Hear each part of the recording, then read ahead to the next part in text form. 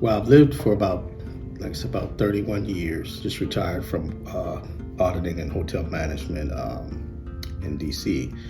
Just wanted something closer to home. Some of the members recruited me and asked me to join Right by the Rail, so I checked them out and submitted some stuff for their publications, and now I'm on the board. So I write anything that's positive, anything that makes the world better. I do a lot of volunteer work with children with autism, cancer patients, homelessness,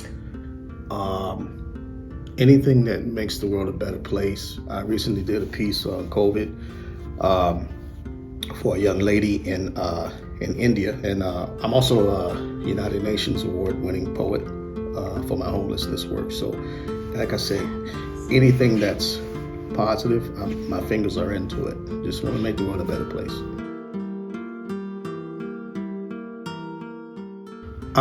Well, it was actually a contest given with a brilliant gentleman. I call him an angel. His name is Dr. Hiram LaRue. He's been at the forefront of homelessness and working with the United Nations for over 30 years.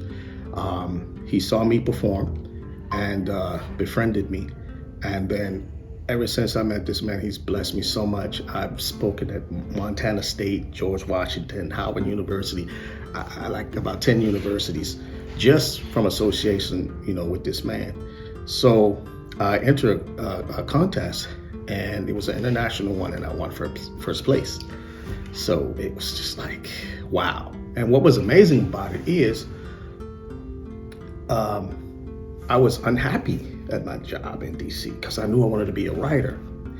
And I just quit the job.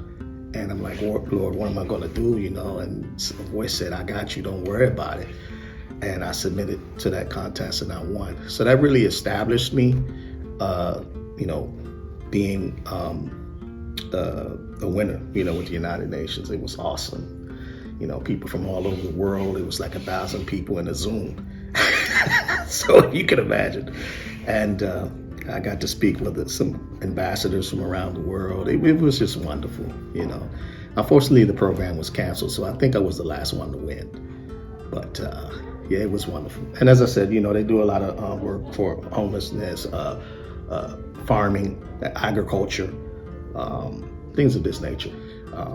It was just a blessing. I can't talk enough about it.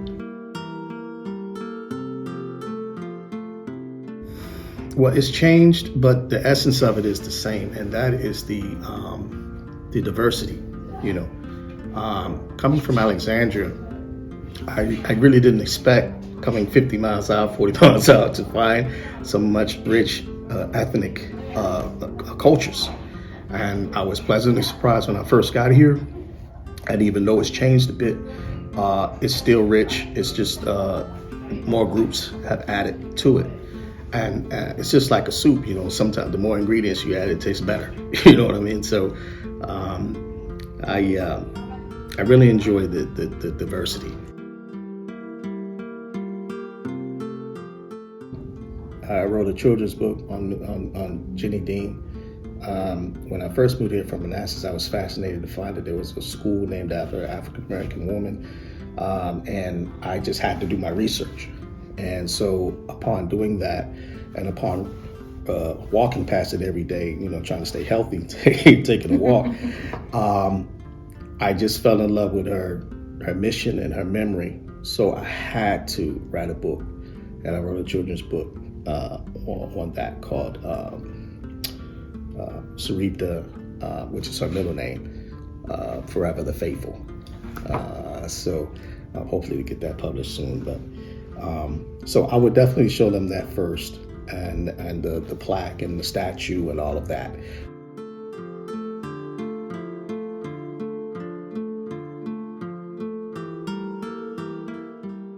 I make it when I can, and so encouraging, so supportive, oh my goodness.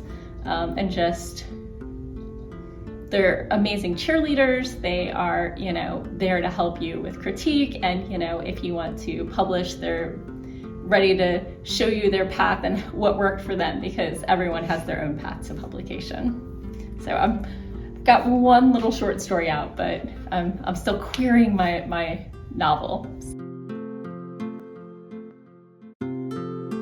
I've lived here going on 5 years.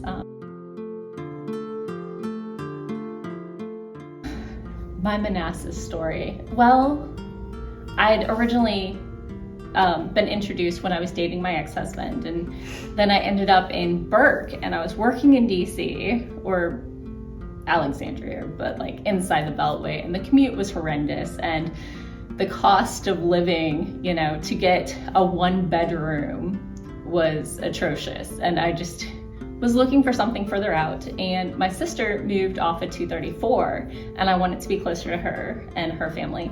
And so I reached out to some friends and said, hey, I'm interested in working in the Manassas area, and I found something right by the airport, and I now have an 8-minute commute while living in Northern Virginia, which is basically unheard of when I don't work from home, which I also have that flexibility with my employer. It's quite nice. It's nice to have, you know, a space that's walkable, but I don't have to, you know, live with that traffic and on top of everybody that, you know, you can get if you're in actual downtown. I have the nice quiet neighborhood, and then I can come visit when I want to.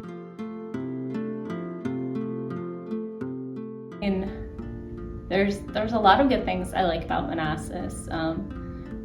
I like the people, for one. I haven't met anyone who, my coworkers are lovely. When I go to Geronni's and hang out with the other writers, they're always so supportive and encouraging, and everybody's so friendly. I really like it.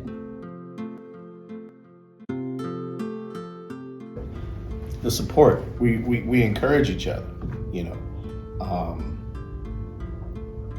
And we care about the quality of the work. We care about inspiring each other, rallying. We hold contests and things of this nature. Both groups are like that. You know, I think that's the best part. What about you? I think it overlaps with that, but I think it's the people. We have somebody who is an expert in everything. And so if you need help with anything, somebody is going to know how to do it and has been through the process or has done the research. And so there's so many people happy to share their experiences with you, and just having that wealth of community and support is key. And there are no like tiers. You know, everybody's on the same level. Yeah. Again, and we support each other, you know.